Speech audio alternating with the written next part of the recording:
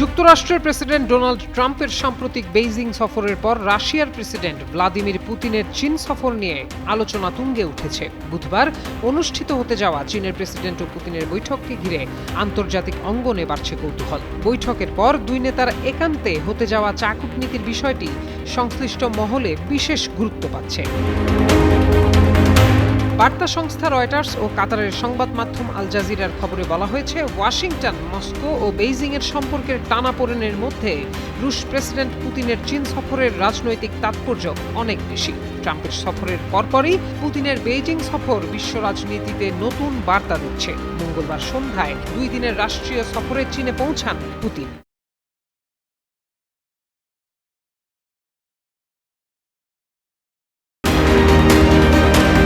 সফরের মূল লক্ষ্য দ্বিপাক্ষিক সম্পর্ক জোরদারের পাশাপাশি বৈশ্বিক নিরাপত্তা, বাণিজ্য ও ভূরাজনৈতিক ইস্যুতে সমন্বয় বাড়ানো। ইউক্রেন যুদ্ধ, পশ্চিমা নিষেধাজ্ঞা এবং আন্তর্জাতিক অস্থিরতার প্রেক্ষাপটে মস্কো বেইজিং সম্পর্ক আরও গভীর করার দিকেই নজর দুই দেশের।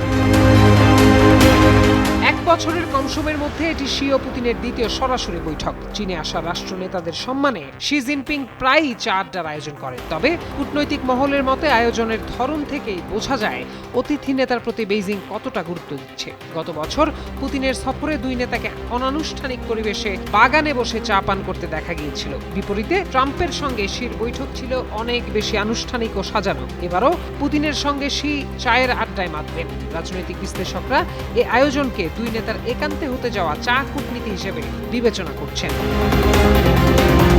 পুতিন শিকে প্রিয় বন্ধু এবং শি পুতিনকে পুরনো বন্ধু বলে সম্বোধন করেন। সাম্প্রতিক সময়ে দুই দেশের বাণিজ্যে নতুন গতি ফেরার মধ্যেই এই সফর অনুষ্ঠিত হচ্ছে। ইউক্রেন যুদ্ধের কারণে পশ্চিম নিষেধাজ্ঞার মুখে থাকা রাশিয়ার জন্য চীন এখন বড় অর্থনৈতিক ভরসা। ক্রেমলিন জানিয়েছে, সফর ঘিরে তাদের উচ্চ প্রত্যাশা রয়েছে। দুই দেশের মধ্যে প্রায় 40টি নথি সই হতে পারে। চীনের রাষ্ট্রীয় গণমাধ্যম এই সফরকে বড় ধরনের কূটনৈতিক সাফল্য হিসেবে প্রচার করছে। উত্তর দাস, যুগান্তর।